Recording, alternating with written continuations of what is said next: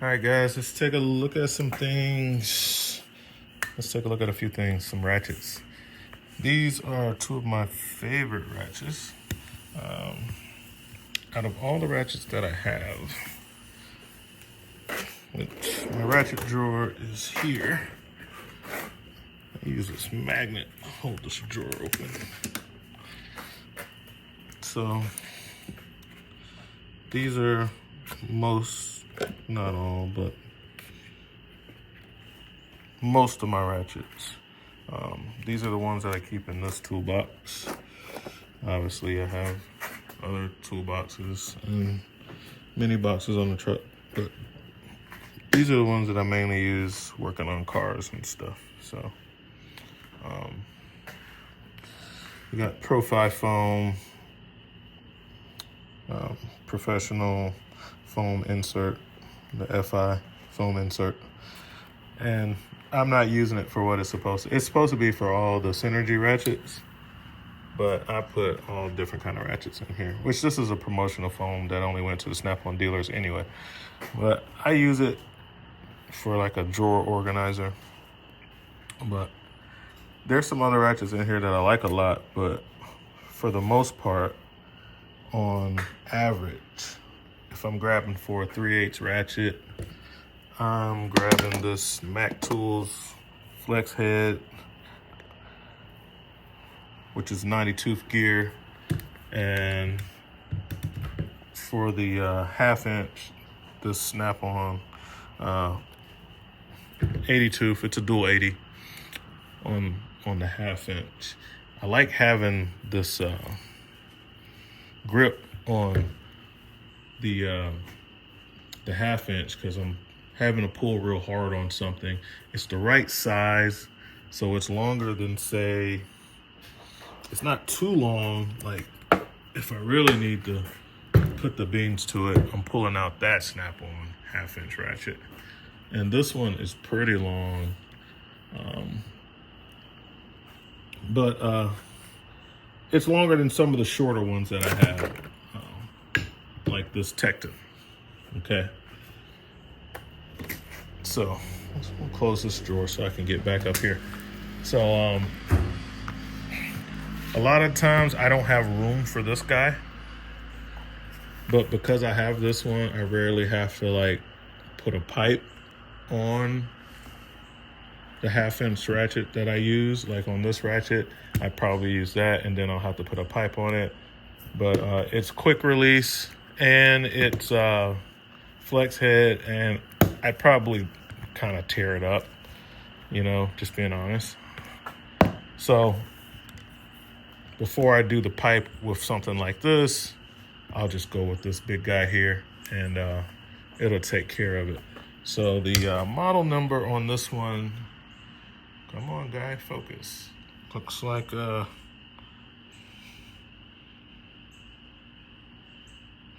Sierra Lima 80 Alpha.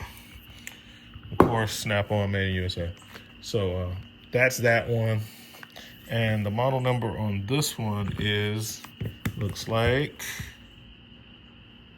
Sierra Hotel Lima 80 Alpha, okay? And for the Mac Tools, this is 3/8 drive. So this is my 1/2 inch drive, and I've had this for a while. I hadn't had it as long as like these I've had for years. This, I'm like kind of going over tools that were like maybe purchased in 2024. It's the beginning of 2025. People have been asking about updates about this stuff, like this light, which I'll get to soon. I'll tell you the deal on this new icon light. But people have been asking about updates on some stuff. Got the Autel Power Probe review coming soon. But anyway, so that's what I'm doing. I'm giving some updates on stuff that I bought last year so you guys can know what's good, what's crap, what's trash, and what did I throw away or just totally took off the truck because it didn't perform. This is not one of them. This ratchet is a ratchet that I would normally also have on the truck. but it serves better on automotive.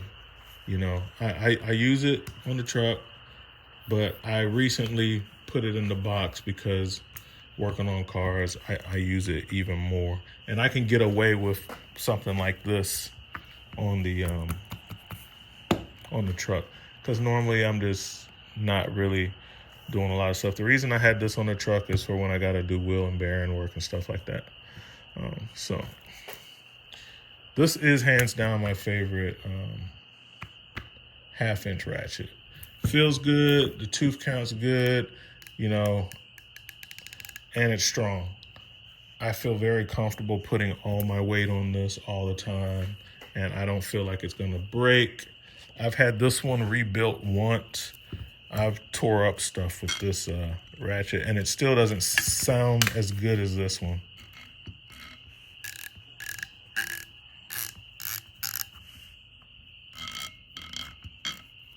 Like it sounds like it slips or something, but I know it's just me because I've had this rebuilt and it still sounds like that. So that's just the way it sounds. I've never had this one rebuilt and it still sounds good. So this snap-on, this is like the color that I started going with ever since a couple years ago when I got that Mac, and I started getting into the green, my lights. You know, I started like buying some of the green stuff. So yeah. But when it comes down to 3/8, I'm mostly grabbing this. It's the perfect size. So like, it's not too long for the tight spaces, but it's long enough for the leverage situations to where like even something like popping loose an oil plug, a short ratchet, is gonna be kind of tough to do that, even though they're only supposed to be in there like, you know, 18, 20 foot-pounds. This, I always have good luck. Plus, on the Mac tools, this is a 90-tooth gear head, 90-tooth gear, and I like the way, you know, it's a locking flex head, so it's always in a lock position. And one of the problems I have with the new snap-on locking flex head styles, and I only have one, and I'm glad I only have one because I'm not really a fan. I prefer the old snap-on locking flex head, which is this style. This one, it's just so easy to hit this, and I have an issue with this guy right here. This that didn't turn out to be very good in my opinion. This right here, I find it's easy to knock it off. You know, so not my favorite, guys, not my favorite. When I want to use it in the unlocked position, I find that it's easy to bump it and it gets like hung up and partially locked. So, you know, not a deal breaker of any means, but it's not like I'm going to go out of my way to buy this design. I'm used to the old one. Where is it? I'm used to the old flex head, locking flex head, and it too is pretty much an always locking flex head. At least with this one, you can have it in free mode. You know, like I said, while you're actually working and you're touching on it and dropping it on the ground, it kind of gets in the lock position really easily. So when you want to use it as a unlock flex head, which is kind of the issue that you had with this one, you can push it down and off to the side, and now this is free. But as soon as you go into a engine bay or something and something hits that, it clicks over and now it's locked. So, and if you had just struggled to get into a really nice position, you know, you got extensions and wobbles and everything, and you finally got where you need to get, and that happens, and you got to take it all the way back out, that's not cool, bro. I'm telling you, that's not cool at all. So that was the issue. Besides that, people had a problem with clearance. I didn't have too much a problem with clearance with that. It was just same problem I have with this one now is when I want to use it in a non-locking, it's just too easy for it to, and I'm not even talking about these ratchets. I don't know why I'm talking about these ratchets. We're talking about these, which are my favorites. I found myself grabbing this Mac Tools and this Snap-on the most. But I mean, yeah, this is kind of related. It's a different ratchets. But let me know in the comments. Do you like the new locking snap head better or the old one? Which one do you like better? People said you couldn't put this in free mode, but you can. You know, just unlock it, push it off to the side, and it's in free mode. Let's see if I bang it, will the button jump over? Yep. That's why people didn't like it, because you can hit something and it jumps out of free mode. So this one, this is in free mode. Bang it around a little bit, it's still good. But now, if you bang it, it does the same thing. It's like it has the same weaknesses as the old one. It has the same weaknesses as the old one. The only thing it does better is that the height of the selector is the same as the height of this selector switch. So if people who are getting caught up on stuff with this one, which I never really had that problem with it, guys. But I don't know, man. There's somebody else makes one. I think it's Matco, or I don't know. Somebody else has a similar design to this. It might even be a Husky or somebody else, and it is. Do I have one? Somebody makes one. I think it's Husky, and it's a Tone or Koken. Now that's kind of a nice median. You know, the detents, it's like it's free. It is kind of in the detents, but you know, you can overcome the detents. You know, that style is pretty good. I don't have a problem with that. I think it's this guy right here. Is it? Nope. That's a Tekton. That's just a free floating head. And I have some Snap-on with the free floating heads. Some people don't like them. They say they're too floppy, whatever. And they do get kind of floppy. But when I want to use a non-locking flex head, you know, you can tighten the screw to make it tighter. But, you know, it's easy to drop it. It's a little floppy. But, you know, you can tighten it up if you wanted to. That's why I think the happy medium is those ones like these Tektons that have the detents. You know, it's not floppy to where, you know, I could shake it like that, it still keeps it. But if I want to move it on the fly, I can just, you know what I'm saying? So that's a happy medium. Maybe they can make one that uses the detent. I think Koken also uses the detent like this. You know, so do I have a Koken flex head? I don't have any Koken flex heads. I don't think so. I don't have any Koken flex heads. But yeah, I do like these hard handles. I like the way they feel. For a similar reason, I like this handle, is when I gotta pull on something hard. This is more comfortable in my hand to pull on something really hard versus this handle. You know, that right there kind of digs into my hand a little bit when I gotta really pull on something hard, which is why you see that I started to buy soft grips, especially in big stuff. Like this long flex head, which is like it's a Foxtrot Hotel. Let's see if I can, the light's washing me out there. Foxtrot Hotel, Lima, X-Ray 80. This one, stuff that's real stuck on, but this is my last attempt at getting it off with a 3/8 is this guy. Like I said, I try to buy, I used to use the pipe a lot, but you know, I kind of hurt myself before when the pipe slipped and stuff like that. So now I try not to use the pipe if I don't have to.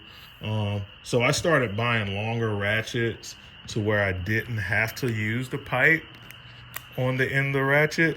And because I grew up using the pipe so much, I would only buy ratchets that had a chrome handle because I want to be able to put the pipe on the end. And then as I, kind of progress, kind of advance a little bit, I said, well, I'll just buy the right tool. Sometimes I still like certain oxygen sensors. They're really stuck. The ones that I can get from under the hood, and I'll get something like this and put a pipe on it. And I mean, I'm putting this pipe off my jack handle, and it works pretty good because I got the soft grip on the end of the handle, and then I put this part on here like this, and now I got that leverage for sure, bro. So, but when I'm doing that to a ratchet that's not gonna break. I've busted up 3/8 ratchets doing that. So I don't do that with 3/8 ratchets. That's when I started buying more 1/2-inch stuff and bigger 1/2-inch stuff.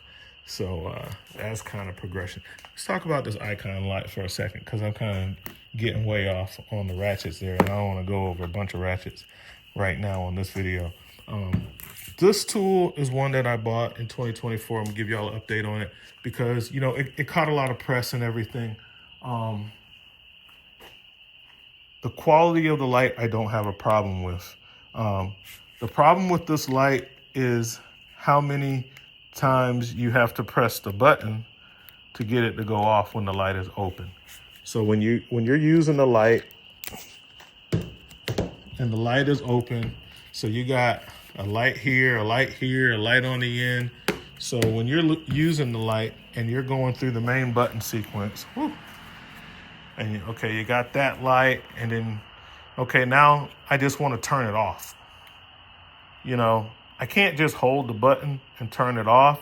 I do like that they kind of included the snap-on feature where you can hold it down and get it brighter, but to turn the light off, I have to go from that light to this light, to both lights, to UV light, and then off. You have to go through all the sequences. And my snap-on lights, I don't have to do that. My snap-on light like this, my snap-on version of this, I just turn it on, get it to the brightness setting. It's gonna remember it. And when I want to turn it off, I just press the button and it turns it off. Now, because I've actually used this and I'm not just talking crap about it, if you want to get it off quickly, you can press the other button if it's closed. So like, if the light is closed and you want to turn it off, you can press the other power button to turn on this light, and then that light goes off, because this light is on and off. If you just want on and off, it's just this light right here. But if you're using this light and you don't want to cycle through the other 3 lights, then you can just go back to the spotlight and then turn it off. So, that's the quickest way if you got to use it, but that only works when it's closed. You know what I'm saying? So it's a bit of a pain. So I just bought it home. I took it off the truck. You know what I'm saying? I got more time to fool around with that while I'm just working on cars, but not when I'm out there working on campers and stuff. I don't have time to press the button 4 times to turn the light off. The magnets are great on it though. The magnets are superior to the magnets that's on the snap-on lights. Both sets of magnets, because it has magnets on the side. Like if my drawer was unlatched, I could pull my drawer out. That's how strong the magnet is on this. Let's see it. That's how strong the magnet is on this. I literally can pull my top drawer, one of the heaviest drawers on my snap-on toolbox. This is a full-size snap-on toolbox. I can pull that drawer in and out like this is a handle with the power of that magnet. And that's just in one corner too. It's not even centered up or anything. So I don't want to hear it, guys. When it comes to the magnet, the snap-on magnets suck on that stick light that's about this size, because I've owned it for years. I've used it for years, and I know the magnets suck. The magnets for this side is just as strong. Like if this drawer is unlatched, these are the lock and roll. I can use the magnet on this light and like pull this drawer open and close, no problems. They got it right on the magnets. Somebody just didn't get it right on how to turn the light off. So for me, I leave it here. Plus, I never use the UV function out on the in the camper world, and I do use it on cars. I just used it the other day tracking down a leak. I had a fluid. I didn't know if it was brake fluid, oil, or something else, and I dumped a bottle of UV in the oil on my G Coupe, and a few days later after driving it, I used the UV light on this. The UV light on this is okay. It's not that good. You got to get pretty close. I wasn't wearing the glasses. Like, I don't know how it works if you wear the little glasses, but this light didn't come with glasses, so I didn't wear the glasses. But I know I have standalone UV flashlights that came with like the little yellow glasses, whatever. But this light, you got to be pretty close to see the luminescent quality of the dye. I will say that is the UV light is not that great on this, but it is there and it does work. But you gotta be, if the oil stain is right here, your light better be at least right there. It's gotta be really close. So that's the deal on the Icon. I love the design of it, man. Like I said, the magnet, how they put the hook in here. Man, this light would be so awesome if they would just make a on-off switch to where you can just turn the light off and not cycle through the settings. That's my only gripe about this light. But unfortunately, because it has that issue and I run it dead because I click it a couple times and the UV light is on and it stays on because I think it's off, I just took it off the truck because the snap-on lights, like I said, they perform better for me just because I can turn them on and off. I want to be able to turn the light on, turn the light off. That's it. All right. So that's what I got today, guys. I will go over to, somebody asked me about how the Altels, I got these power probe things. Here's one. I had a guy, this one's an Ansel, and this was my first one. This thing lasts for years and years and years. And running into shorts and stuff like that, I kind of mess it up because it doesn't have a resettable breaker like the power probes and the Altels do. They have a resettable breaker. This thing still works. It wasn't reliable enough for me to keep it on the truck, so I bought something different, but it does still work. I can use it on automotive stuff. The Altel one works great. I do have a problem with the button placement. It's the place where they put the mode buttons, and I'll get into this when I do the review of that one. It's easy to change the setting to go from volts to resistance and stuff like that. Whereas on this one, I never had that problem.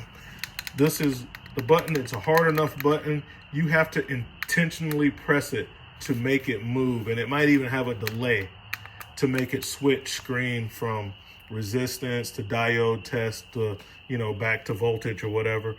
And this button is in exactly the right place. On the Altel, this button is kind of like right up here, and then this one's moved up a little bit. And I find myself changing the settings. Not a deal breaker because I still use it, but that does bother me. I don't know. We'll see how it goes this summer. If I go through another season with it like that and it's like really becoming a problem, I'll buy a different one because it is a tool that I use a whole lot. You know what I'm saying? They need to upgrade that Ansel and put a resettable breaker feature on it because that's the only thing it's missing, or that would have been great. And that thing was like less than $100. And I got like 3 years out of it. So there's that. But that's what we got, guys. I'm going to close this video out. We will look at some more tools, some updates of what's going on, and I will catch you on the next one. RV Tech Pro out.